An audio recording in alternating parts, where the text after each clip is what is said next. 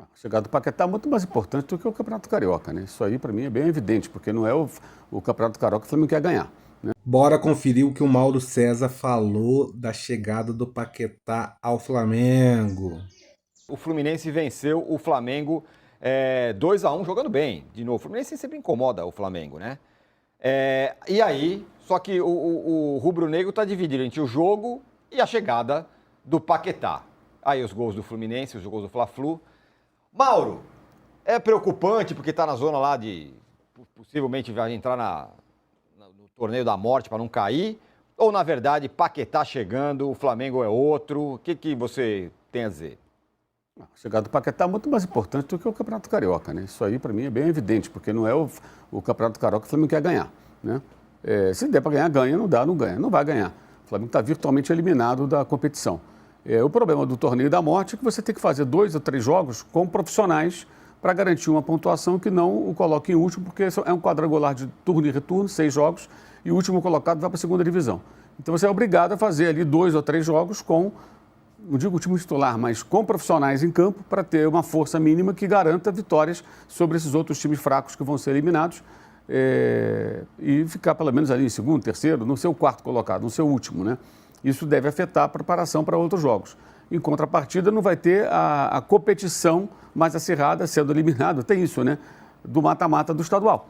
Clássico, esse tipo de coisa, né? Você vai estar jogando com os pequenos ali, você pode se concentrar mais na Recopa Sul-Americana, que vai ter 2 jogos logo após o Carnaval, na quinta-feira, depois do Carnaval, e na outra quinta-feira, dias 19 e 26, com o Lanús, primeiro na Argentina, depois no Rio, e os jogos do Brasileiro, né? Que vão acontecer mais ou menos no período, vão acontecer no período da disputa desse torneio.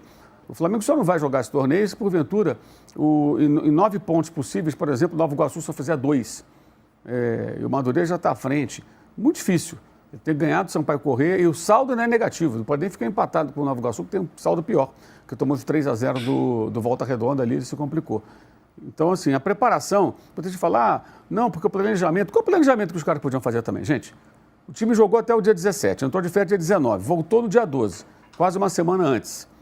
O campeonato começou dia 11, ia colocar quem para jogar? O BAP? Não tinha como, tinha que colocar o sub-20, não tinha outra opção. Eu acho que o único erro foi ao perceberem, e, obviamente devem ter percebido, o desempenho do time no primeiro jogo, já tinha que haver uma intervenção. O Felipe Luiz tinha que participar mais diretamente, conversar com o técnico do sub-20, orientar de como se comportar. O Flamengo fez jogos com o sub-20 que tentou jogar marcando alto, jogando lá no campo do adversário. Um time de moleques de 18 anos em média, jogando contra caras como o Wellington Silva, lateral do Volta Redonda, com 38, né? Então, assim, você tem uma disparidade muito grande ali de maturidade, jogadores maduros, jogadores muito jovens do outro lado. E aí o time foi muito ingênuo até nesses jogos. Daria para pontuar minimamente, ter feito pelo menos ali uns 4 pontos. Fez um, né? Poderia ter vencido a Portuguesa, perdeu oportunidades, empatou só no final. Contra o Bangu, 2 erros terríveis, 2 gols no começo do jogo, erros ridículos até, de bola perdida ingenuamente. Quer dizer, os garotos pareciam também achando que estão jogando Carioca sub-20. Não era sub-20, era profissional. Eles estavam representando... Aí tem um erro, acho um erro de encaminhamento. Como você falou outro dia, foi perfeito. O planejamento foi ok, a execução foi ruim. Essa execução ruim colocou o time nessa situação. Aí teve que precipitar o lançamento dos jogadores no time profissional contra o Vasco, né? O jogo de ontem não, ontem já seriam jogadores profissionais, foram 4 titulares contra o Vasco, ontem foram 5, e o Felipe Luiz medindo o tempo, né? Esse aqui pode jogar 30 minutos, esse aqui pode jogar 60 minutos, esse aqui pode jogar 45, e trocando jogadores não só em função de escolhas táticas, estratégicas, mas também em função do tempo que ele pode usar os jogadores, porque a preocupação dele é ter os caras em boas condições, quarta-feira contra o São Paulo, domingo contra o Corinthians, que são os jogos mais importantes, né? Então, não tinha muito para onde correr. Acho que o único erro foi durante esses 3 jogos aí. Aí poderiam ter feito. E ontem, assim, o Léo Ortiz, claramente, totalmente sem ritmo, errando como nunca, ele errou 4 saídas de bola no primeiro tempo. 4, assim, coisa que ele não erra. Ontem, aí na quinta, já no segundo tempo, gol do Fluminense. Depois errou mais uma ainda. Assim, erros assim terríveis. Percebe claramente o cara sem ritmo de jogo, fora de forma técnica, errando o que não costuma errar. E eu acho que aí também tem uma falha, que é a insistência num passe muito vertical, muito forçado, quando você vê que a bola não está entrando. Porra, cara, então evita. Vai na água. Ainda mais no gramado. Exato, o gramado pesado. Teve uma que ele matou no peito no primeiro tempo, a bola parou na poça, pô. Então, assim, cara, o gramado está pesado. Mesmo depois de ter voltado, foi uma chuvarada muito forte, a grama ainda estava pesada e a bola, às vezes, você vê que ela não rolava na mesma velocidade naquele piso, porque, de fato, foi uma chuva... só não foi tão forte quanto aquela da Supercopa do ano passado, Botafogo e Flamengo lá em Belém. Aquela foi pior ainda, né? E o jogo nem parou naquela ocasião, ontem teve que parar.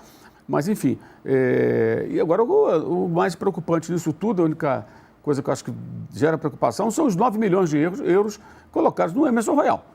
O Emerson Royal, no primeiro gol, assim, tem um erro do Léo Ortiz, a bola é jogada para o Serna, ele nem compete, ele nem aposta a corrida com o jogador do Fluminense. Ele vai no trote. A jogada toda nas costas dele. E o último gol do Fluminense, o segundo gol, é só ele sair da bola. A bola bate nele, dá uma assistência para o John Kennedy. Tem lá o Varela dando condição também, então tem outros erros. Mas, pelo amor de Deus, né?